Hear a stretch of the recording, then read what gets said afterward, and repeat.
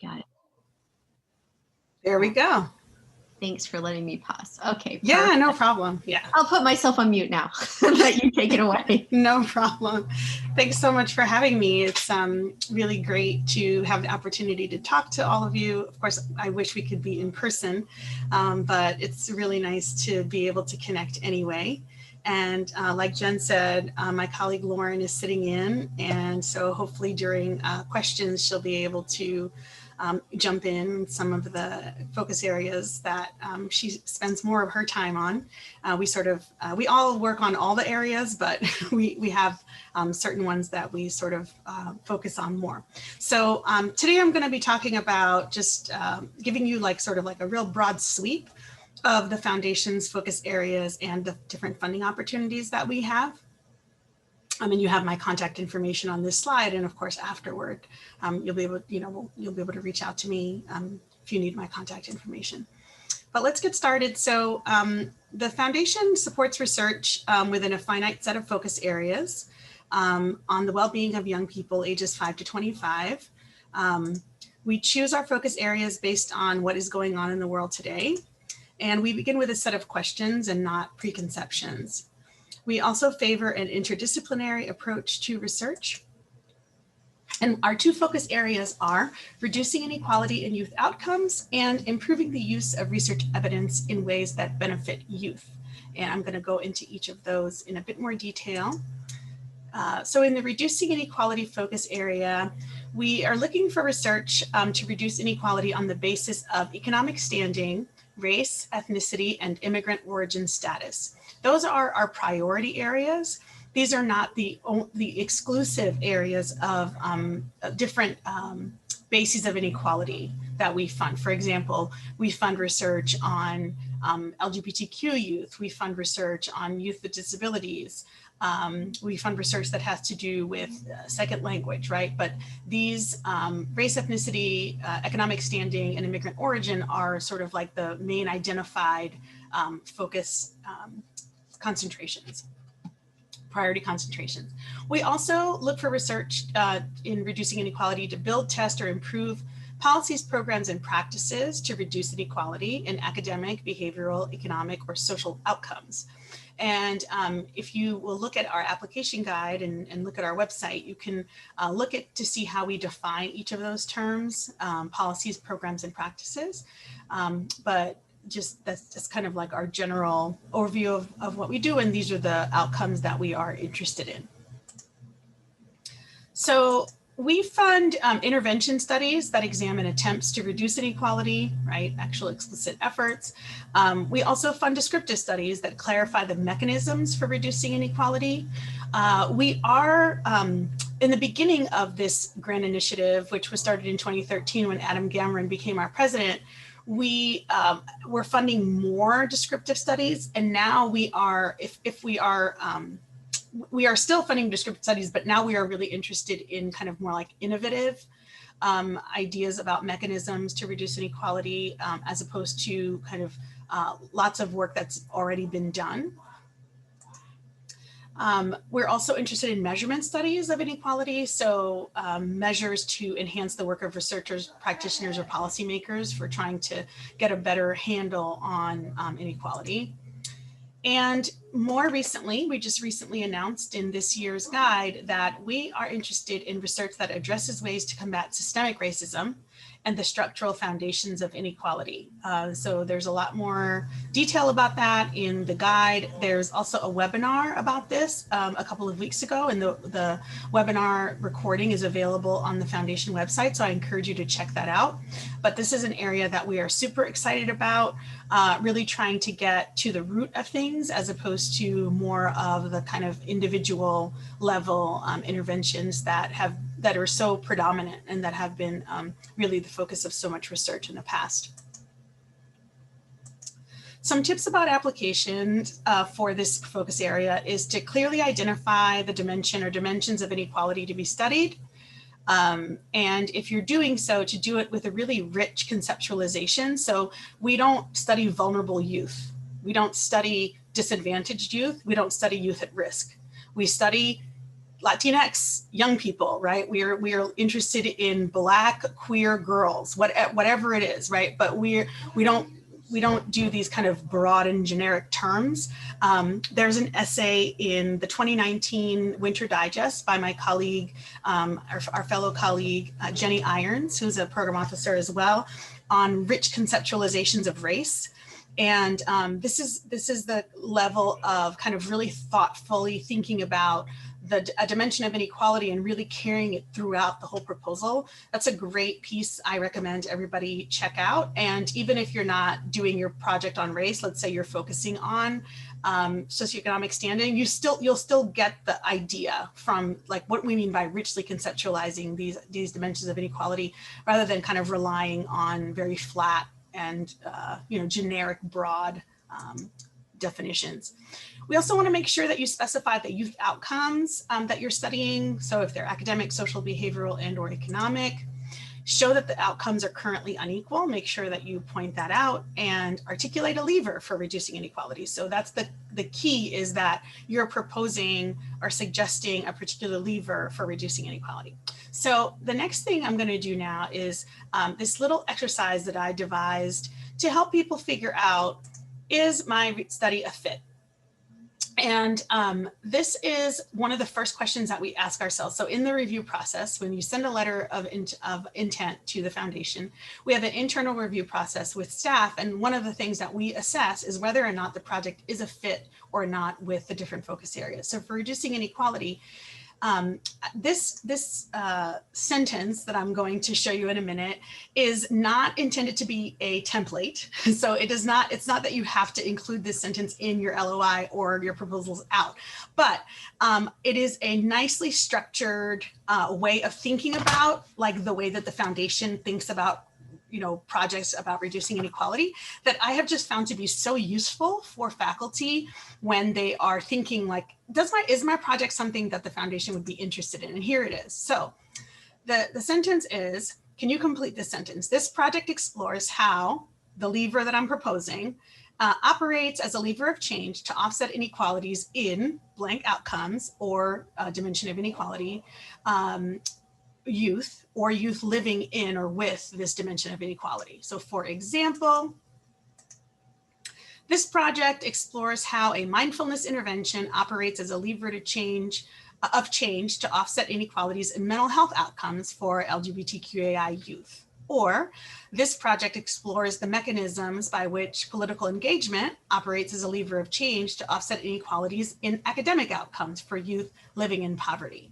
So as you can see, it's really clear what this project is about. And as the people, as in the first round of determining whether or not it's a fit, if you can if you can identify these things that your project is trying to do, then you can feel pretty confident that you'll at least clear the bar of fit, because that's a really kind of important one right at the beginning, right? Before it can go forward.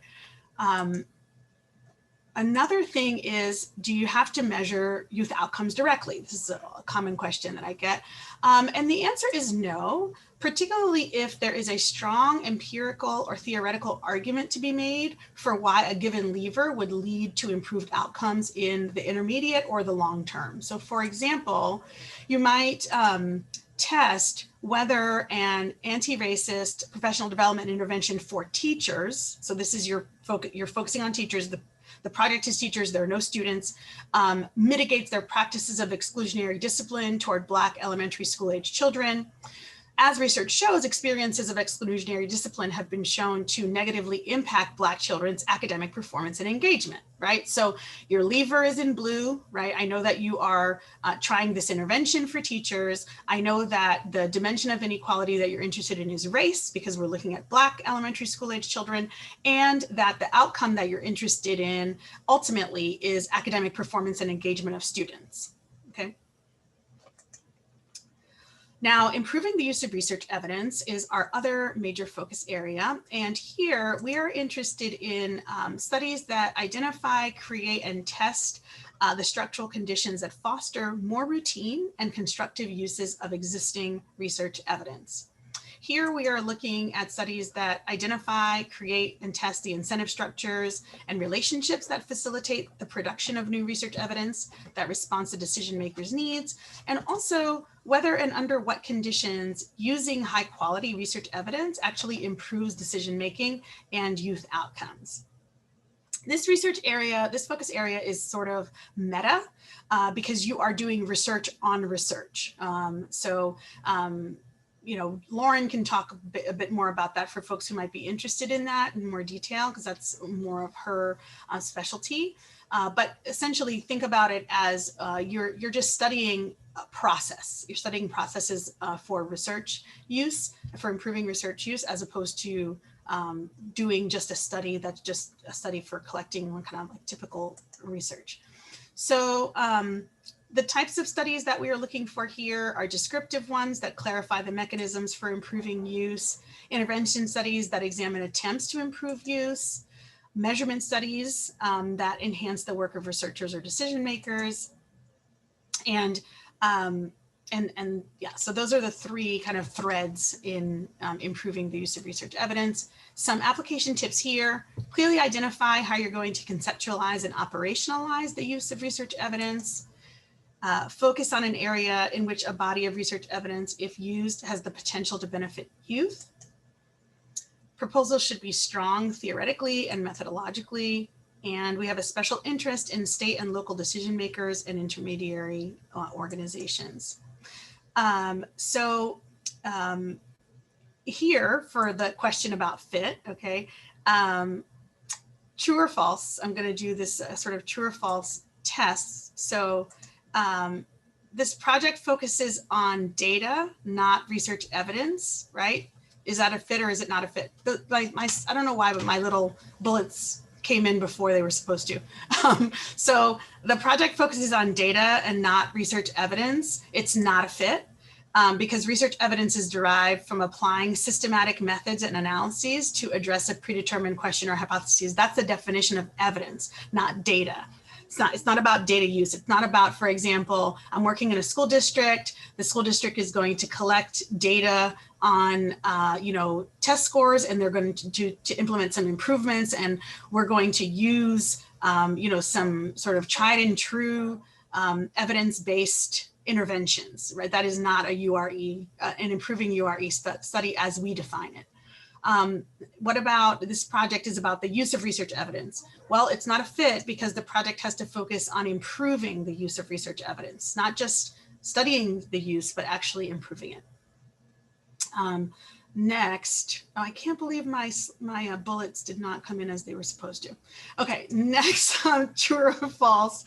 One, my project focuses on frontline practitioners. No, it's not a fit. The project should focus on state and local decision makers, mid-level managers, intermediaries. We are not interested in frontline practitioners because we're trying to make an impact at a larger scale than what frontline practitioners can do. This project proposes a change effort but doesn't study it. That is not a fit. The project should study, identify, build, test strategies to enhance the use of research evidence.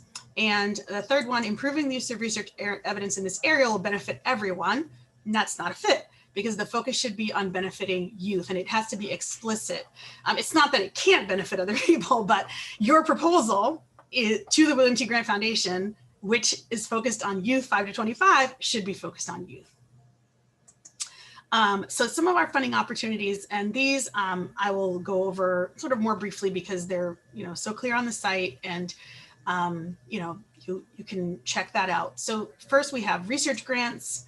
We have the goal of the grant program is to fund studies that build theory and empirical evidence in our two primary focus areas. We accept letters of inquiry in January, May, and August. So as Jen was saying, we have this January date coming up, early January. Applicants with promising projects will be invited to submit a full proposal for further consideration. Major grants on reducing inequality typically range from $100,000 to $600,000 and cover 2 to 3 years of support. Major grants on the use of research evidence run from $100,000 to $1 million and cover 2 to 4 years of support. We also have officers' research grants, which range from $25,000 to $50,000 And we accept applications for officers' research grants in January and August, not in May, unless they are for studies related to COVID-19, for which we are accepting OR applications on just sort of like an ongoing basis. But the study really has to be about COVID-19, related to COVID, not just COVID-19 as an add-on. Okay, so I just want to be clear about that. That it has to be something that's really relevant. For example, what's happening in classrooms, what schools are trying to do to reduce inequalities in this moment. We also have the William T. Grant Scholars Program. Here, our goal is to fund studies that build theory and empirical evidence in our focus areas as well, but also it's a developmental award that is meant to facilitate the professional development of early career scholars in the social, behavioral, and health sciences. We are looking for applicants who have demonstrated success in conducting high quality research and are looking to extend their work in new areas. We call it stretching. So they're stretching into a new area of content or methodological expertise. Here we accept applications annually in July, and they are reviewed by a selection committee in the initial stage. And then if they make it past that stage, they will go out for external review. Scholars receive $350,000 each to support 5 years of research and a mentoring plan, of a research and mentoring plan to acquire new expertise. And they are offered opportunities to network and build skills through meetings and workshops. And we have our Institutional Challenge Grant, which is also something that Lauren would be the specialist on to talk about. But the goal of the Institutional Challenge Grant is to encourage research institutions to build sustained research practice partnerships with public agencies or nonprofit organizations, schools, in order to reduce inequality in youth outcomes. So here the motivation is that a lot of times, researchers feel like they're doing research that's partnering with organizations and stakeholders, but their university doesn't really value it. And so it makes it there's less incentive to do it. So in response to that, our President Adams said, well, let's make it something that universities are motivated to do, is to really create these opportunities for faculty to form research practice partnerships. Applications are accepted once per year in June. They're reviewed by the Institutional Challenge Grant Selection Committee, and then again later by external reviewers if it makes it past that stage. And we welcome applications from partnerships in youth serving areas like education, justice, child welfare, mental health, immigration, and workforce development, same as the other grant programs. And here, the foundation makes a $650,000 award to a research institution to support a research practice partnership for 3 years, and it may be renewable for an additional 2-year term. Some application tips in general: make sure that the fit is strong, right? That's why I have those slides. Spend a little bit of time on that, on like, is it a fit? Make sure the fit is strong, show how the work really adds to theory and prior work. Tackle a few research questions or hypotheses well, rather than sort of trying to do it all, right? Do few things well and not a million things not as well. Show the project's relevance for policy or practice. Map your research design, methods, and analyses tightly to the research questions or hypotheses. Provide enough information for reviewers to evaluate the rigor and appropriateness of methods. And this is a tip that I also give faculty, I think especially junior faculty that are newer to applying for grant funding and newer to applying for foundation funding. Look at the foundation that you're applying to and look at their program officers and their backgrounds, and look at what kind of work that they fund. This is a research foundation, and all of our program officers and people who review are researchers. So what are we interested in? Your research methods. Your methods have to be tight, strong, your analytical plan. It all has to really be compelling and hang well. If you're applying to a foundation where they fund some research, but they're really kind of all about programming, then what you would want to do there is really kind of emphasize the aspects of your work that are relevant to those interests, right? So just always be thinking about that when you're analyzing a funding agency, whether it's federal or foundation. Do a little bit of kind of sleuthing around and look to see what their priorities are so that you can highlight that in your application. So again, for us, don't waste real estate telling us that this issue is important, right? That racism is an issue. We know racism is an issue. How are you going to study it? What are you going to do? Are your analyses strong, right? Is your design really strong? and respond to reviewers seriously, graciously, and in depth if you are given the opportunity to, to have reviews. So I know that we are officially into Ayana's time, but I do have the slide that would be for questions and to thank you for your time. So Jen, I don't know exactly how you want to go forward. Maybe you can let me know what you want to do next year. Sure, yeah, thanks for the opportunity to check in. What I would propose is that we transition to one-on-one time slots just because they're short time slots and I don't want to steal people's time. We also have one other person, Dr. Ghazal, who signed up for 2:45. And so what I would propose is that we transition now. And so I'll stop the recording of your presentation and then ask people to peel off the Zoom and then come in at your time slot. So does everyone know their time slot? I'm assuming you do, but just checking. Okay. That sounds good. Does that make sense? Yeah, no, that sounds great. I agree. We don't want to take from people's time.